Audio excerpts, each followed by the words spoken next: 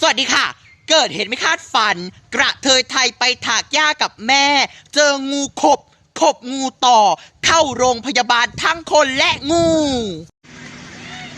สวัสดีค่ะ เกิดเหตุไม่คาดฝันชายหนุ่มอายุ50 ขวบโดนแฟนบอกเลิกผูกคอตายใต้ต้นมะเขือเปาะดับอนาถ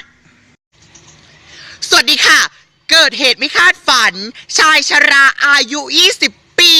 โดนรถบังคับชนตายหน้าปากซอยสวัสดีค่ะ เกิดเหตุไม่คาดฝันกระเทยอายุ20 ปีน้ำหนัก80 โลถูกลมพัดปลิว